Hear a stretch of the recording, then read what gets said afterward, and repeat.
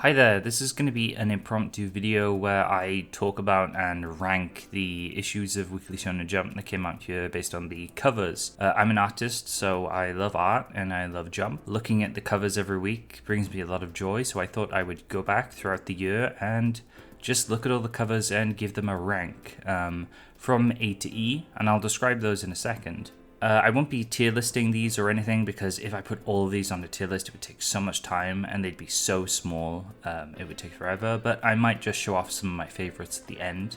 I think that'd be really fun to do. Another thing you might be curious about is why am I doing it now? And that's because Weekly Shonen Jump kind of ends its yearly run early December, late November, at around issue 52.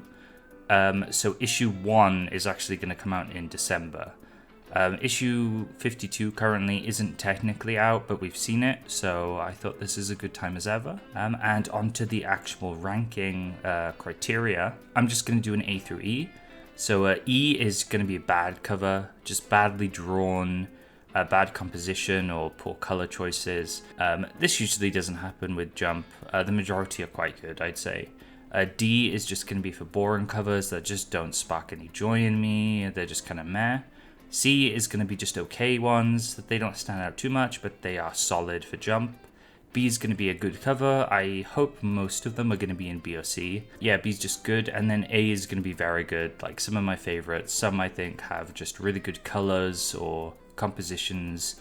Probably group covers are going to be here because I just love to see all the characters being drawn together. Okay, and with that, I think we're just going to go right into it and go to issue 1. And issue 1 was the Fabricant 100 debut cover, and I think it's pretty good. You have the main characters in the front, very clear. I really like the blue in the background. I would probably give it, though, a C. It's fine, it's okay. It doesn't wow me, but it's a solid debut cover for sure. The next one, though, is a me and Roboco cover for issue 2, and it just does not look good, sadly. Roboco's head is just way too big. I really don't like her expression. I think maybe it's something to do with her head being way bigger than her hand. Like, it kind of breaks that anatomy rule, and I know it's a gag manga, but I'm pretty sure Roboco doesn't usually look this bad. The green as well, I don't know why. I'm a big fan of green as a color, but it just kind of looks pukey here. This is actually a bad cover. I'm going to give it an E. Not off to a great start so far. But then we jump to issue number 3, which is an Akane Banashi cover. Akane's just kind of there doing a nice pose. The colors are kind of nice. You have a nice kind of modernized, I don't really know what to call that, but it's a kind of Japanese pattern kind of thing you'll see now and again. It's good. I'm gonna give it a C though. I don't think it quite like grabs me. It's a bit bland in its composition there. Nothing too exciting is happening. Then we get to issue 4-5, and this is one I actually own. I bought this one because it was the New Year cover. It has everybody on, including Gon from Hunter x Hunter, which you don't see anymore. Like, Hunter x Hunter characters on covers are super rare. Like, this might be the last time we see Gon on the cover. Hopefully it isn't. I really hope it isn't. It probably won't be, but Gon is on the cover, like, whoa. As well as everyone else. We have Uta as well from One Piece Film Red, which is cool. And then we have all the kind of smaller manga at the time, many of which got axed, like Tokyo Demon Bride story is there, Gluna is there from Kikken Gluna, Ichigoki's there from Ichigoki's Under Control, and I think I see Misao. Misao's like tiny, so Ichigoki got 2 characters there, like One Piece. This issue also had some stickers, which you can see on the front, and a really cool double-sided poster. But the actual cover itself is just really fun. Like, everyone's having fun, everyone's there. I love the background where the Jump sign is like a big LED. There's spotlights everywhere. It's so colorful. It's just a perfect New Year's cover or end of year cover. I'm definitely giving this one an A. Like, I bought it for a reason. Then we have issue 6-7, which is, again, like, I think another kind of New Year's cover. This one again has everyone more in a side profile vibe though, which is cool. Don't think it quite looks as good as the last one though. They're kind of in, I guess, back to school kind of uniforms. That's neat. Overall, I feel like the color palette here is a little, just kind of a bit drab, like just red, blues, yellows. There isn't a kind of theme like the last one where we had the LEDs and stuff in the background. It's not interweaving. It's pretty solid though because we have everyone in nice poses. So I think I'm gonna give it a, man, B or C. I think I might give it a C because I think it's a little underwhelming for a group cover. Then we move on to issue 8, which is the Undead Unluck 3rd anniversary cover. So we have Fuko and Andy together, and we have a couple other characters. We have Nico and I forget Nico's wife's name, and Gina there. They're all kind of at different sizes, which I guess works for trying to make this composition.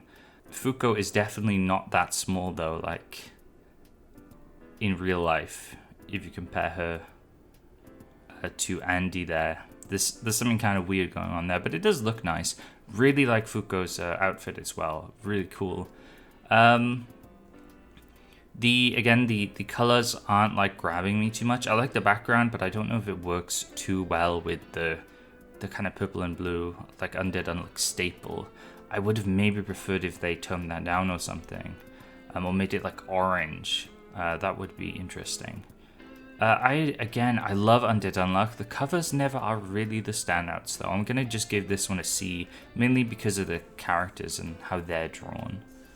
And following Undead Unluck's 3rd anniversary, we have Mashal's 3rd anniversary cover, which I think has a much better like tonal color palette going here. With the red, you have something like the red, orange, yellow, very autumnal. We've got some nice browns in there with Mash's suit as well with the cream puffs. Mash looks really cool here. Everyone else though doesn't look great. Like Lemon looks okay. Dot though, I don't know what's going on with Dot. He looks kind of rushed there. Oh my god, what's wrong with your face? Definitely taking points down. I think this is a pretty solid cover though. The background colors are really helping this one pop for me. I'm gonna give it a B. And then we have another anniversary cover. We have the 2nd anniversary for Witch Watch, which is really cute. You have Witch Watch and Nico together with a Moy snowman. I love how they made kind of Moy's, I forget what it's called when they have like a cowlick of hair that kind of sticks out, but they made his cowlick like a unicorn horn pointing to the 2. I think that's really clever. Love the blue with the kind of slightly desaturated red Jump logo there. All the characters are really well drawn as well. It's a really, really nice cover. I don't think it quite hits like my absolute favorite for the year though, so I'm gonna give it like a high B. It's like almost an A. Maybe if I don't have too many A's, I'll retcon this to be an A. Then we have issue number 11, which is an Akane Banashi cover. Again, kind of solid. Like you have all the characters there. They're not really doing anything too interesting though. I don't think the colors are being used too effectively. The Jump logo hasn't changed color. I think maybe would have looked better if it was kind of more of a pink. This is kind of boring actually. I think I'm gonna give this a D. This might be our first D. Sorry Akane, you need to do better. Then we have our first Sakamoto cover of the year, issue number 12, with Sakamoto and, why am I forgetting, it's not Shin? God, I'm such a fake Jump fan. They're both snowboarding, some really cool sound effects, I think, or just text in general. The way it's placed, the way it's curved is really cool. It's giving a bit of motion. Which is nice because it's a comic and depicting motion is important. I actually really like the deku, how the deku is positioned as well on the top right. And general color is good. We just have blue and yellow with kind of some white for the snow. I think this is a really solid one again. I'm going to give it a B. Then we move on to issue 13, which is a One Piece cover depicting Luffy with Vegapunk and Chopper. Egghead Island or Future Island arc. I think this might be the first cover for that arc. I think Luffy looks really cool. The other characters as well, they have a nice composition going, but this reminds me more of like a V-Jump cover, or those old kind of Western digital Shonen Jump covers we have. It's just not very busy, which is a good and bad thing. I don't know. It just doesn't feel quite like big enough for Jump, if that makes sense. But I really appreciate just the simplicity of it, really, just how bold it kind of is. And I love the One Piece logo with the apple for the O. That's really cool. Definitely not my favorite cover, but I'm going to give it a B again because I think it's pretty solid. Moving on to issue 14, we have a Jujutsu Kaisen cover with Yuji and Yuta. I'm gonna be insanely like embarrassed through this because I have not long woken up and I have to remember all these Jump characters. Yuji's holding some roses, and we have a really nice black, grey, and red color scheme with some gold. This is a 5th anniversary cover, I think. Yeah. They have some really good color combination going on there. I actually really like the just classic Shonen Jump red being there. It really pops with the gold. They could have gone with the similar color to like Yuji's shirt there, but they didn't. I think that was a good choice. I actually really like how they're both drawn as well. And you have some kind of like sketchy stuff going on in the background. I really like that. And I think Yuta looks kind of really cute playing with his tie, trying to get it on. Just a fun, really fun cover. I'm going to give this one an A.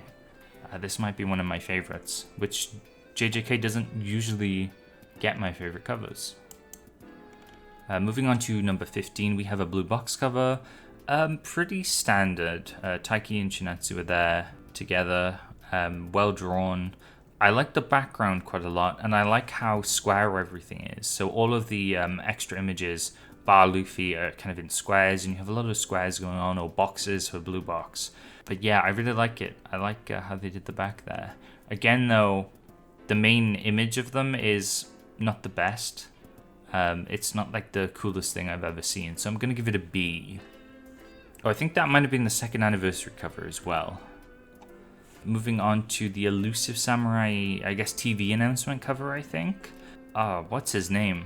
I don't really pay too much attention to Elusive Samurai when I read, to be honest. But the Tokiyuki, and then the main villain, crossing swords. It looks fine. It's a little more daring than some of the last covers we've had, but I won't lie, I'm not a massive fan of the composition. We have a black on red kind of thing going here, but it's not really utilized to its full potential, and the green for the kind of ads, for the One Piece ad and the, I'm guessing, one shot or something at the bottom, really clashes with everything. It does not look good. They would have been better sticking to like purple or something. I'm going to give this one a C. And we have Black Clover's maybe 8th anniversary cover. I think that would make sense. Maybe the last time we see Asta on a cover. We'll see. He might be in some group covers. So we have a white, grey, and kind of red, yellow kind of thing going on. Good color scheme, I think. Works with Asta. He looks pretty cool looking back. Again, kind of like the One Piece cover. I feel like this would work more like a V-Jump cover for some reason. Or like one of those old Western Shonen Jump covers. Maybe it's because it feels kind of more toned down.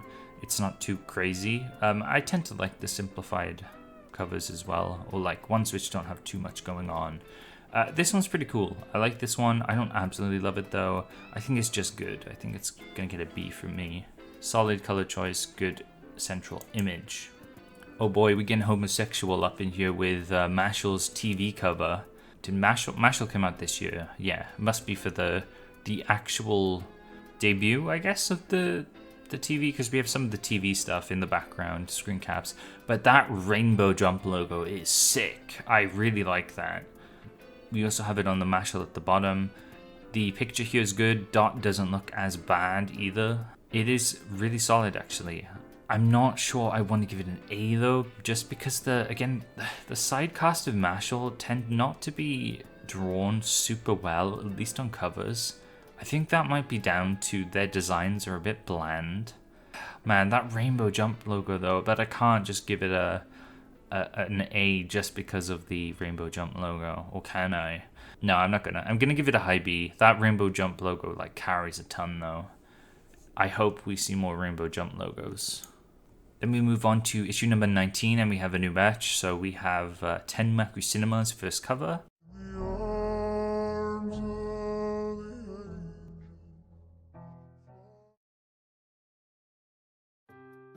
This one is okay. I like the white into the kind of dark blue gradient we have going on. It works well with the red they've chosen and a lot of the white.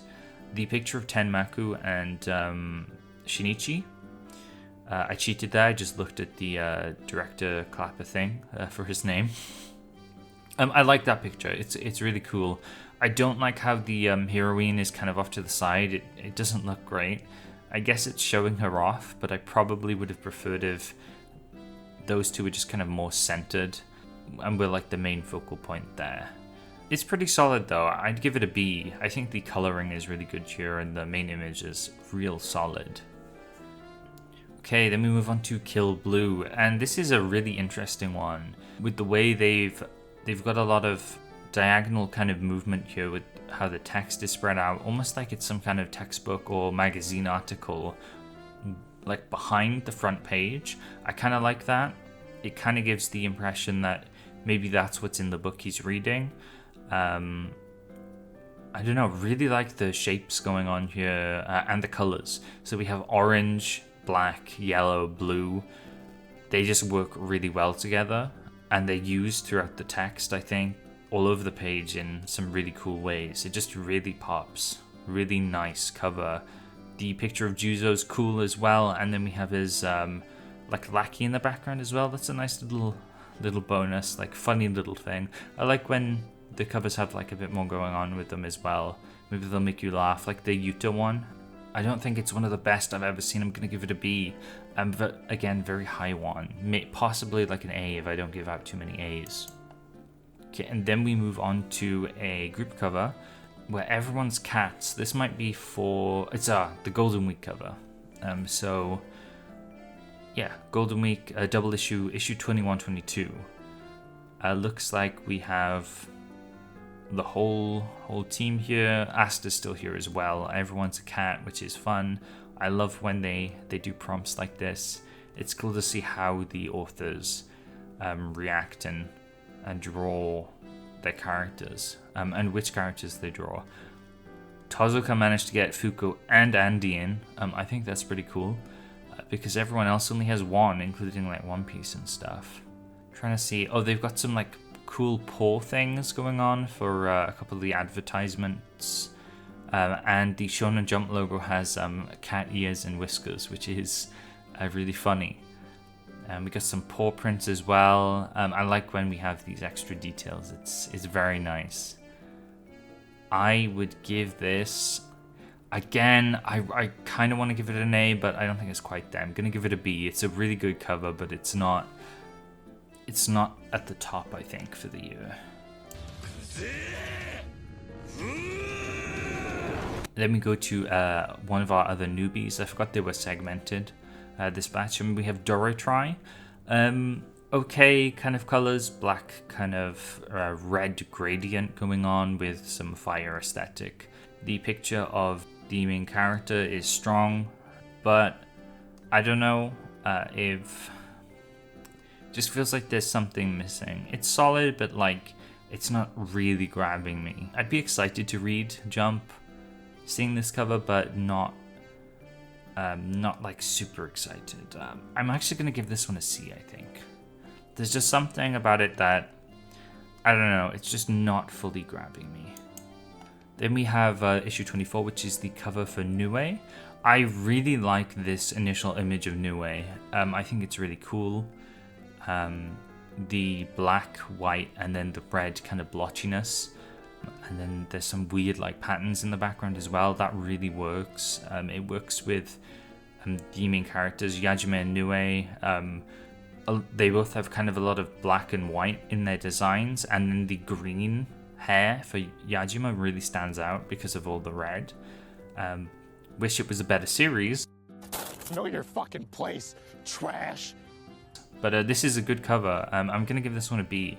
Definitely was more excited for Nue when all I knew about it was this cover. Okay, then we go into issue 25, which is a one-piece cover, and it's just kind of gold themed. We have Luffy with tons of bling. Love how they did the Jump logo with the kind of gold sheen. Very cool how they play around with that. There's a cool purple kind of side thing going on here as well. That's not... I feel like it could be used a little bit more. Yeah.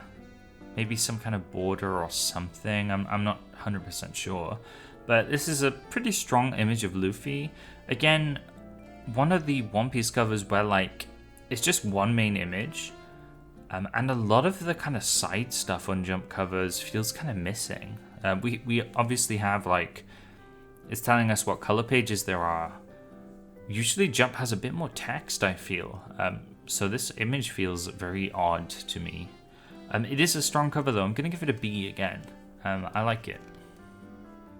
Okay, then we get to Sakamoto Day's cover for issue 26, which has a very, very strong color profile of this red and then this kind of desaturated navy-ish blue with white and gray. Very, very striking. One of the best, I think, color palettes we've had for this year so far.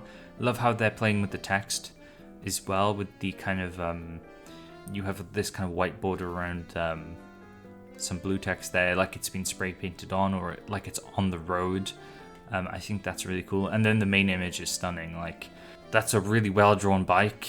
Bikes are really hard to draw, so mass respect, and it's a cool perspective as well, where you see Sakamoto kind of from top down almost. You see his knife there, you see his shotgun, he's got a couple grenades as well. He's wearing a really cool biker jacket with some goggles. Really sick. I'm going to give this one an A. Definitely one of the best covers of the year. Okay, then we get to Witch Watch for issue 27. This is the popularity poll, I think. First popularity poll one. We have Nico looking really cool, and then we have a couple characters have been chibified. Why can I not think of their names? I'm such a fake Witch Watch fan. I love Witch Watch a ton though. Please don't sue me. We have some cool kind of screen tony stuff going on with Nico's hair and outfit. I actually have studied this cover a little bit because of, I think Crash used it for a thumbnail.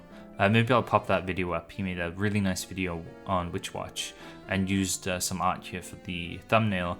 And I think for good reason, because it's a really nice thumbnail. It feels very comic-y, probably with the screen tone, but it's very playful. Has a lot of good colors going around.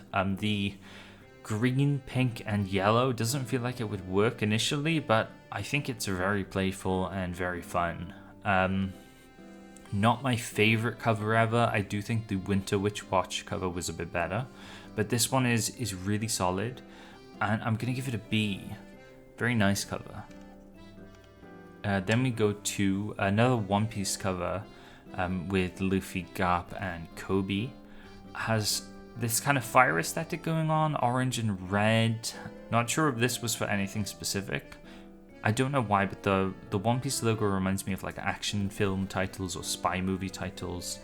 I'm not sure if that's intended. I like the image of Luffy, but I think this one is a bit bland. I don't think it's boring, but I'm gonna give it a C. Like, One Piece can do a bit better than this, I feel. Then we go on to Martial Arts Masumi? Martial Arts Asumi's main intro color page. We have Asumi there getting ready to do some grapples, and then the heroine behind him who looks really cool.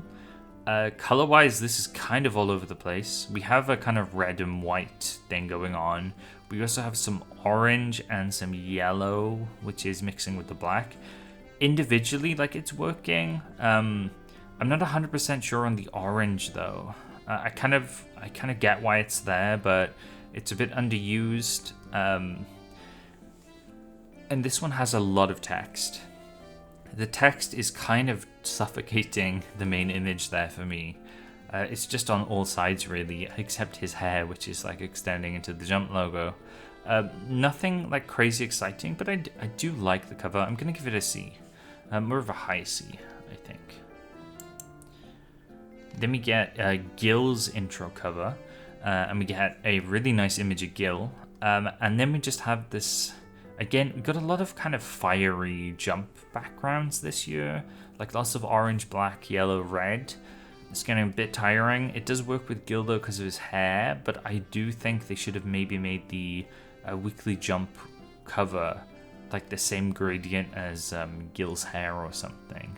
That would be cool, or blue. Actually, maybe doing some kind of more bluish, icy cover would have been cool, especially since we never got another Gil cover because it's just not a series that was going to do well, I think. I still like it though. I think I'm going to give it a C. As far as intro covers goes, it's okay, but it's nothing too special. I think they missed an opportunity by not coloring in the Jump logo though.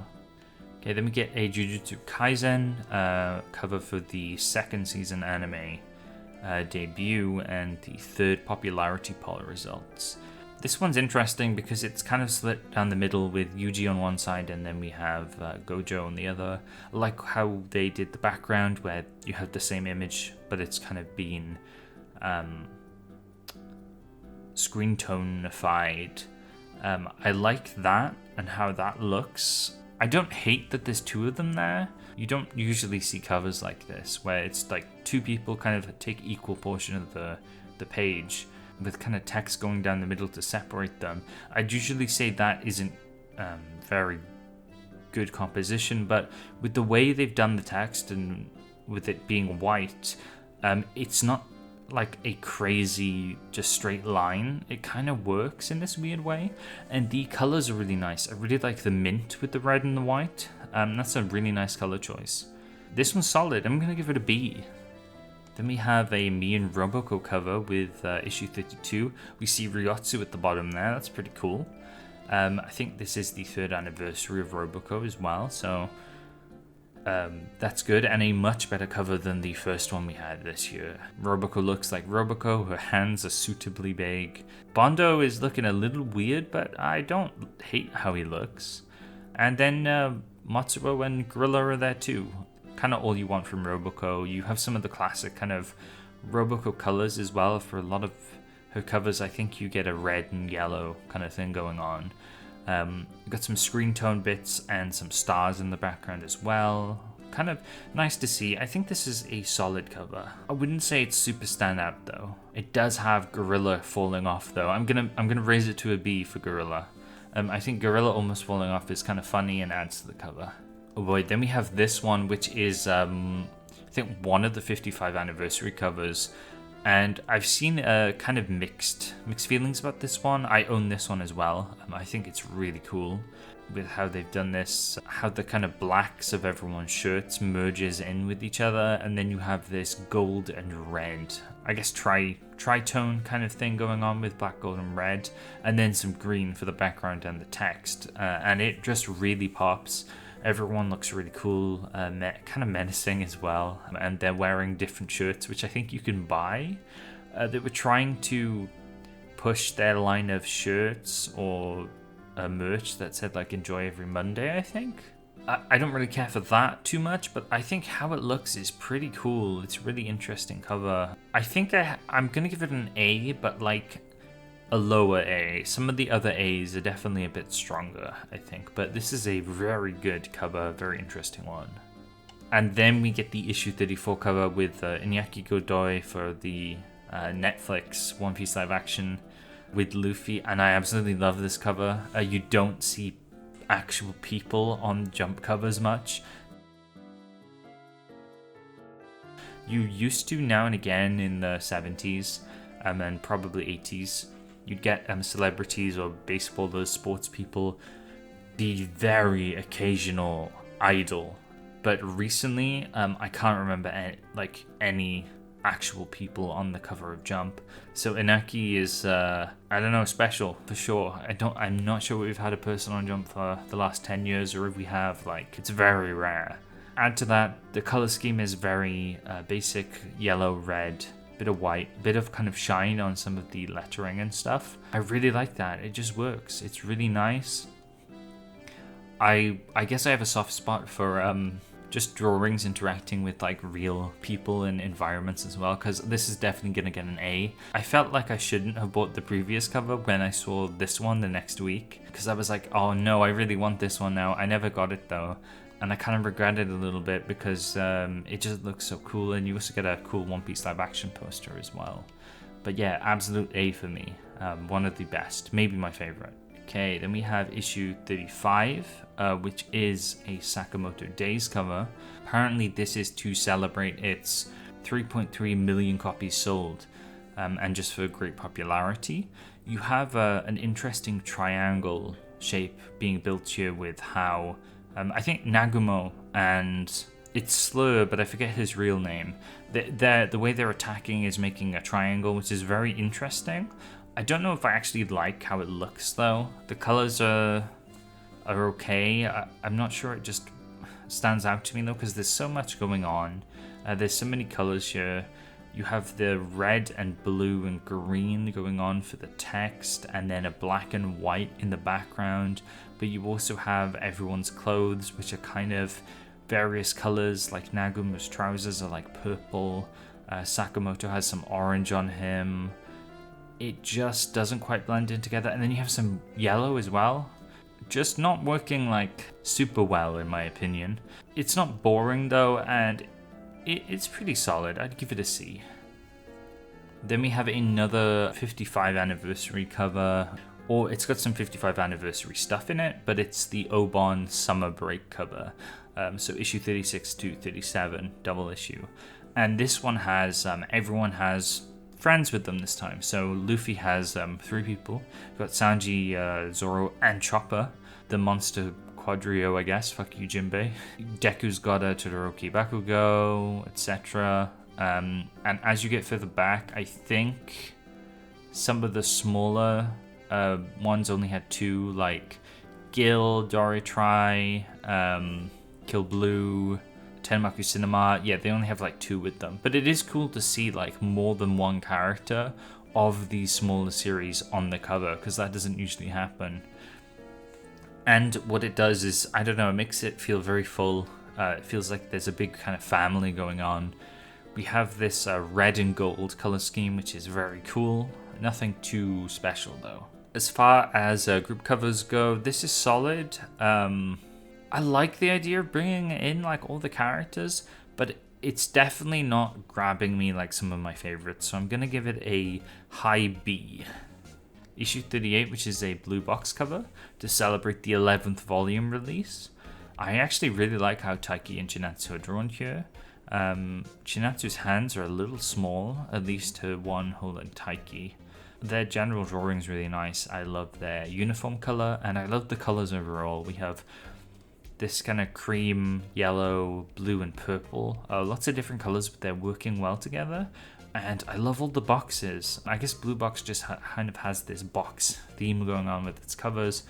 And it really helps the cover have a bit more of a, I guess, texture to it.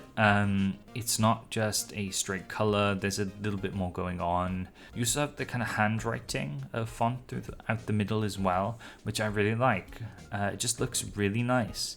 That little Luffy at the bottom in the orange as well looks nice. And when the ads look nice, it definitely adds to the cover overall. I'm going to give this one a B, really solid. Then we move on to issue 39, and we have a Kill Blue cover after chapter 18. Pretty strong, getting a cover that early in its run, which it got for great popularity. The cover itself, though, bit of a miss, I think, for me. I don't really like how Juzo looks. The colors are a little all over the place. I like the board in the background and how Noreen is drawn, but the orange and the yellow stuff at the top with that random purple letter just, I don't know, it looks cluttered, especially with all the text and the massive Yuji in the corner. Not a great cover. I think I'm going to give this one a D, sadly. Then we go on to One Piece. which I think this is another one for the Netflix TV series, but we have Luffy being chased by a cheetah, and we have Usopp riding on Chopper. Love the direction all the characters are like posed in, so it takes you from the back to the front. And then color-wise, this is insane. Like, there's so many colors here. There's orange, green, purple, yellow, red, but it works. It's just this explosion of color that I really like. There's also some cool stuff with opacity being done so you can actually read the characters while not sacrificing the integrity of the character images. So you can see like Luffy's hat's kind of has some low opacity there, but like it's still Luffy's hat. I don't know, I like how that's done. I really appreciate it. Love the colors, just love the characters involved as well. Like seeing Usopp on the cover. I don't think you see him too much outside of maybe like a group One Piece cover or something. It's just really nice. I'm definitely going to give this one an A. Then we go on to issue 41, which is a Mama Yu's debut cover. And we have Mamama at the bottom, screaming her lungs out, and then Coolio. Here we have Yuji again in the top corner where he's doing his kind of fist pose. That might be the same image of Yuji, or a very similar one at least. Again, it's like too big. Why are they putting Yuji like so massive in the corner of all these covers? It's definitely like taking up too much real estate. You're not supposed to be in here. I like this cover as well, which is a shame. The background has some interesting funky patterns in kind of grey and black. It is using a bit too much color though. I just, the orange, the yellow, red, and then it's using some blue as well. It's a little too much. It's a really cool like illustration as well, but just the background and the clutter takes too much away from it in my opinion. I'm gonna have to give it a C, which sucks. My disappointment is immeasurable. And my day is ruined.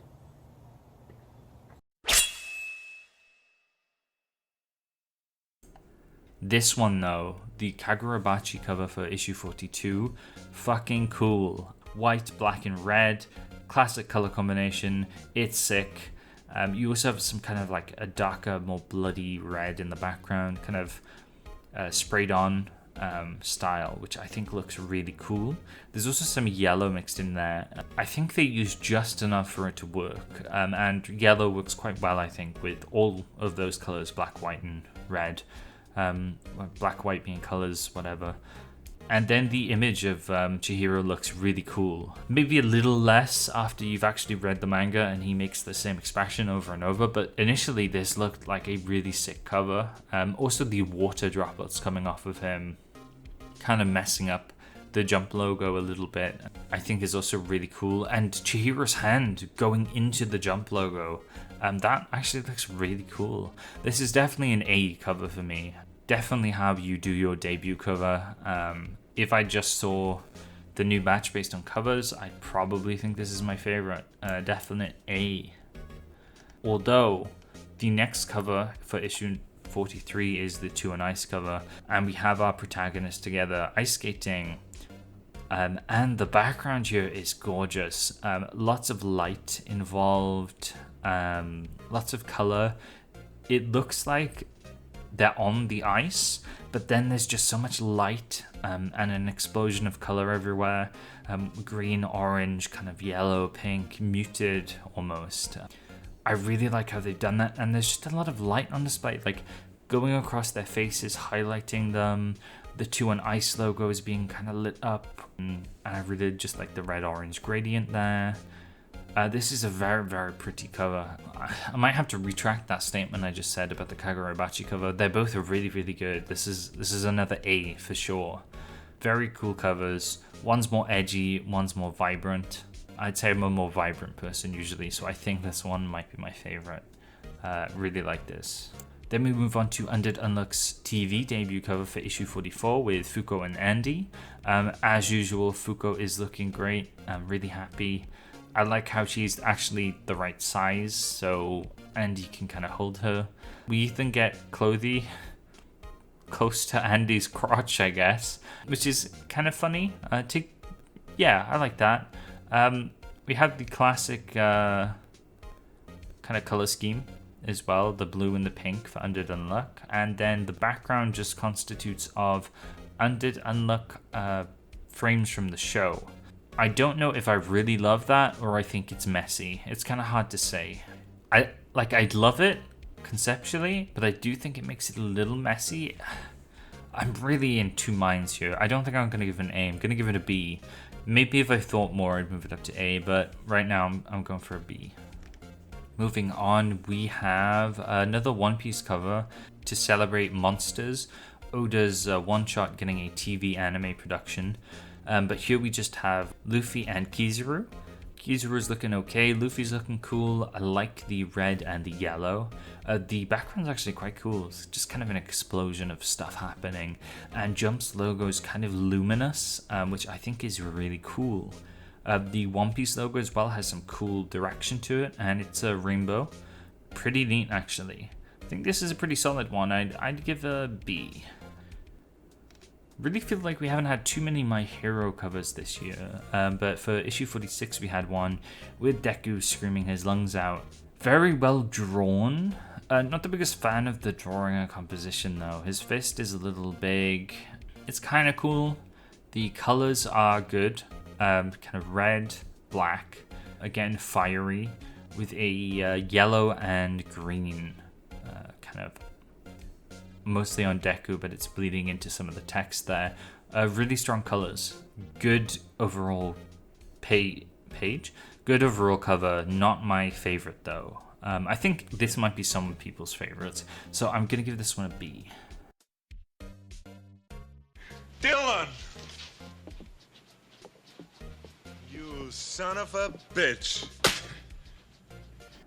And finally, Yozakura's first cover in like 10 billion years. We have the 4th anniversary cover. We have Taiyo, we have Mitsumi, we have the kids, and we have chibi versions of the rest of the family. I think this is our first like pink cover as well of the year. Usually I don't think you get too many pink and purple covers in Jump, mainly because it's a boys magazine, and I guess pink isn't seen as a very boyish color, which sucks because pink is one of my favorite colors and should be used more because it looks amazing, and here's an example of why. Love the pink and the purple, like the lightning everywhere, the cherry blossoms falling. Taiyo looks absolutely sick, and I think the twins look really cool here too. Really nice cover, really nice composition. Amazing colors, like we finally get to see pink being used. An A for me. Yozakura needs more covers if it's going to do stuff like this. Then we go on to Jujutsu Kaisen. Has Yuji and Sukuna. You have a kind of fiery-ish thing going on. I don't quite know what's going on in the background actually. This is apparently for the TV broadcast again, for the anime. I don't think this cover looks very good. I'm gonna give it a D. It's not absolutely abysmal like that Robocop cover, but it feels very kind of just slapped together. Not a big fan of the colors. That blue for Yuji's fist doesn't work very well, and I'm getting a bit tired of the kind of fiery vibe some of these covers are going for. Then we move on to Sakamoto Day's 3rd anniversary cover. Sakamoto and Shin looking cool as always. The fonts with the bullet holes in them are really cool. The colors though are kind of what's taking me out of the cover. Potentially they get a bit of a pass because this is after Halloween, but these are very Halloween-y covers, like orange, like red, orange, purple, and green. I don't know if they work in this instance though. I would have preferred like maybe a blue again, or some kind of more black and purple kind of color scheme or something, because the serious of them, the coolness of them, I feel like is kind of a little. It's taken down by the yellow and the green. Just it feels more playful and silly, and they do not look playful nor silly. So maybe controversially, I'm gonna give this one a C. I feel like it could do better. Okay, moving on, we have an Akane Banashi cover, which I think is our best yet, actually. I think Akane is doing better in the covers than she was doing earlier on in the year. Akane looks really cool, very cool kind of perspective and shot of her there. Love how her eyes are drawn. We get a bit more pink here as well. And her holding the fan I think is cool and has some cool direction to it. We have the side cast in the background as well. They feel more active than previously. In other Akane covers it felt like they were just there, but now it looks like they're actually doing Rakugo. And I like to see them back to back. The maple leaves falling and the rest of the leaves, very autumnal, very nice, works well with the purple. Not 100% sure on the green again. Don't know why Jump is obsessed with snot green. Takes it down a little bit, but I'm still going to give it an A. I think this is a really strong cover. I really like this one. Then we move on to issue 51, which is a blue box cover. And it's really cute. Again, very colorful one. I think this is a pattern. I like colorful covers. We have confetti going everywhere, just a burst of confetti. And we have the blue box logo is colored. All the other characters besides Shinetsu are these nice little chibis. We have Hina one doing her rhythmic gymnastics, and she looks really cool. They're all holding up letters there. I think it's the blue box. I think it says blue box. This is for the TV announcement as well. Chinatsu looks really cute as well, and just the colors are just on point here. Just very colorful, but it works well. It's cohesive. I don't think it's too messy. Very cute one. Definitely deserves an A again. We're ending really strongly for the year, actually. Then we move on to the final cover of the year, which is for Green Greens, the new golf manga that's coming out. It looks pretty good. We have the main character and heroine together. Main character is hitting a golf ball. I like his green hair. I like the overall color of the magazine. Kind of this dark blue with a bit more of an illustrative background. We have the kind of golf green with some trees behind it. Usually, I don't think we used to get much of that in Jump. Usually the backgrounds are some kind of color or box or something. Not a full-on illustration. Like the logo as well, how it kind of goes from a yellow to a green. That's really cool. Not the best cover ever, but pretty solid. I'm gonna give it a B to end the year on. And I think with that, we've covered every cover that has come out in 2023 or Jump's 2023 year. I'm interested to see what the new cover for the next new series is, but that's technically going to be the first of next year. It's not even out yet. It's not even been leaked, so we don't know what that looks like. I think this year we had some solid covers. I might have been a bit too nice. I think I mostly gave them Bs. I guess that's what I said I thought Jump would have, like mostly good covers. It is the biggest manga magazine that's going to have nice covers to attract viewers. Could have maybe lowered a couple into the D maybe, but I think overall we had solid covers. Gonna have to try and think of what my favorite ones are real quick. Let's go through our mind banks and remember our favorites. The Yozakura cover, issue 47, definitely one of my favorites this year. Love the pink. Gondaya really cooked with this cover, at least with the illustrations. Whoever did the kind of background and stuff as well, obviously they get a bunch of praise. The typography for that, very, very cool. Definitely one of my favorites. I think the two on ice and the Kagurabachi cover definitely deserve a mention. Two very strong covers. Issue 20, issue 43 and issue 42.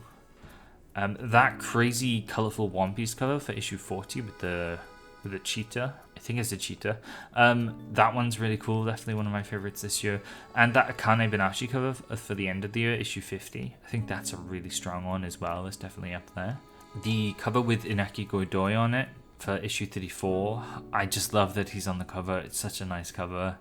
The issue 14 cover with Jujutsu Kaisen for the 5th anniversary. I think that cover's really good. Probably my favorite JJK cover.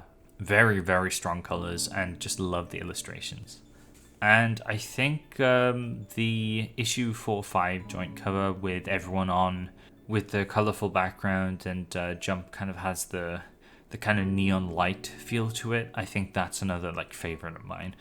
It would be because I own it as well. Like it's such a good cover. Everyone's having fun. But yeah, good year overall for covers, I think. This was fun to do, fun to think about. Let me know what your favorite Jump covers are in the comments as well. Give me a top 5 or whatever, or just tell me what your favorites are. Maybe they have just your favorite manga on, or they have a cool background color scheme going on. Like I mentioned, some of them do, like the cat one had some really cool kind of background stuff with the paws and everything in. I think that's always cool. I'd be interested to do this for other years as well. Next year I'll probably do the same thing for 2024. So I'll see you in a year for that. For now, we'll see how quickly I can get this video up and edited. I'd like to keep putting out more videos. I've had a bit of a dry spell, but I hope that changes and I keep putting more out, because I know I've been writing scripts for so many things. I just have not been recording and editing them. So much has been going on, but I hope you watch them. If you are new to the channel for whatever reason, I feel like not too many people are just going to watch a person ranking the Jump covers, but if you have, I have a bunch of videos on Shonen Jump on my channel, going over its history, going over some new stuff and some other fun topics.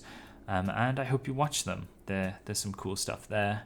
This is entirely unscripted as well, so maybe a bit more rambly than usual, but I'm going to close up now. Thank you so much for watching. Remember to be kind to each other and take care.